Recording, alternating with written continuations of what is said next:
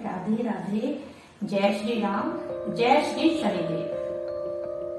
शनिदेव जी के निमित्त किया हुआ दान हर कोई नहीं दे सकता, क्योंकि शनिदेव जी के निमित्त जो दान किया जाता है वह दान अपने साथ दाता के पाप का अंश भी लेके आता है। शनिदेव महा न्यायाधीश है, वह मानव को उसके कर्म फलों का भुगतान कराते हैं। शनिदेव जी मानव को उसके बुरे कर्मों का इतनी तेजी से भुगतान कराते हैं कि जो ब्राह्मण है वे अपने सात्विक स्वभाव कारण उनका दान नहीं ले सकते। एक जाति विशेष है जिसे हम डाकोत कहते हैं, वही शनिदेव के जो निमित्त दान दिया जाता है वह स्वीकार करते हैं। नमस्कार, मैं हूँ आकांक्षा और स्वागत करती हूँ आप सबका अपने YouTube channel Krishna magical world. आज हम इस वीडियो में जानेंगे कि शनि का जो दान है वह डाकोत को ही क्यों दिया जाता है। चलिए कथा शुरू करते हैं। कथा इस प्रकार है। एक डग नामक ऋषि हुए हैं जो बहुत ही परम तपस्वी थे। वे बहुत बड़ा भारी तप करते थे और तप करते करते बहुत समय व्यतीत हो गया था। डग ऋषि जो थे वे समाधि में रहते थे और जब भी उनको समय मिलता था वह सिर्फ फलाहार, जल या वायु पीकर ही अपनी तपस्या पूर्ण करते थे। जहाँ पे डग ऋषि की समाधि थी तप करने की, वहीं पर एक बहुत ही सुंदर जंगल था जहाँ पे डग ऋषि का आश्रम था। उसी जंगल में एक भेड़नी रोज अपनी भेड़ों को चराने आती थी। वह भेड़नी जब ऋषिवर को समाधि में लीन देखती थी तो वह उनके आश्रम की साफ सफाई कर जाया करती थी। और जैसे समाधि टूटती, जब ऋषि अवलोकन करते थे तो उन्हें अपना आश्रम जो है बहुत साफ सुथरा दिखाई देता था। तो वे बहुत हैरान होते थे कि मेरे आश्रम की रोज कौन सफाई कर जाता है। ऐसे होते होते बहुत समय बीत गया। एक दिन ऋषिवर ने सोचा, आज मैं देखता हूँ कि मेरे आश्रम की सफाई रोज कौन करके जाता है।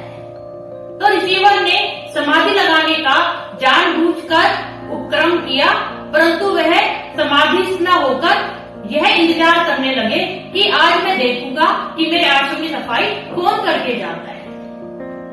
जैसे ही ऋषि ने देखा कि वो क्या देखते हैं कि एक भेड़नी आती है और वह पूरे आश्रम की बहुत सुंदर से साफ सफाई करके वापिस जाने को होती है, तभी ऋषि ने पीछे से भेड़नी को आवाज देते हुए बोला, प्रिय कोई वरदान मांगो। ये सुनते के साथ भेड़नी वहीं पे खड़ी होगी और ऋषिवर को हाथ जोड़कर बोली, हे ऋषिवर, आपने तो मुझे प्रिय संबोधित कर दिया और आप ऋषि हैं, आप भी यह भली भांति जानते होंगे कि प्रिय संबोधन सिर्फ अपनी पत्नी को किया जाता है।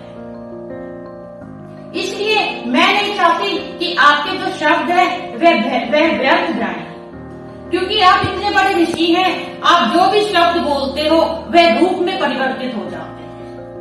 अब आपने मुझे प्रिय बोला है तो अपनी पत्नी मानते हुए मुझे अपनी तरह एक सुपुत्र प्रदान कीजिए।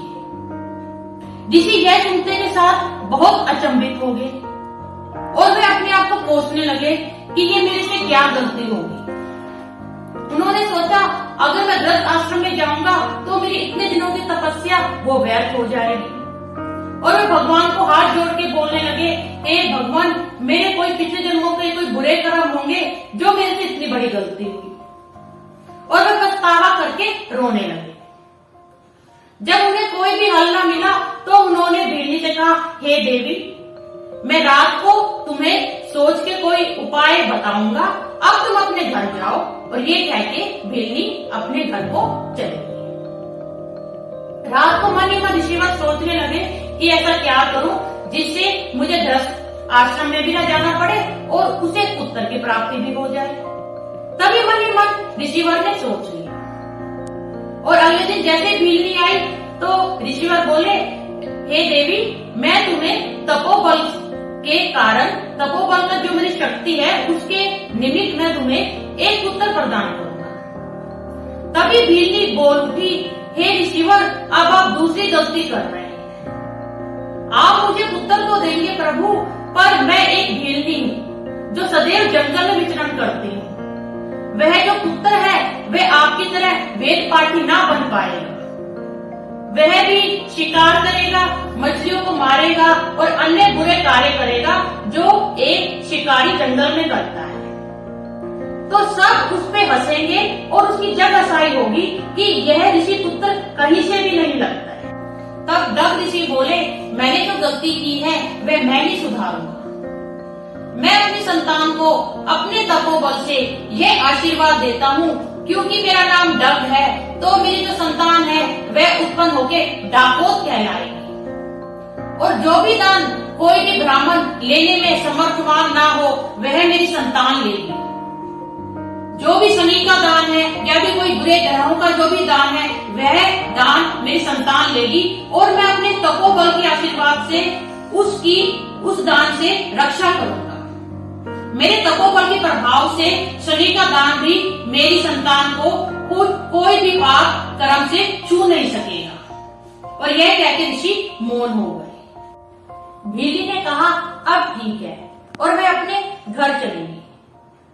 9 महीने के बाद बिल्ली ने एक पुत्र को जन्म दिया जो डाकोत कहलाया, और ऋषि के आशीर्वाद से जैसे उसका जन्म हुआ त्यों ही वह शनि के दान लेने के लिए सामर्थ्यवान हो गया।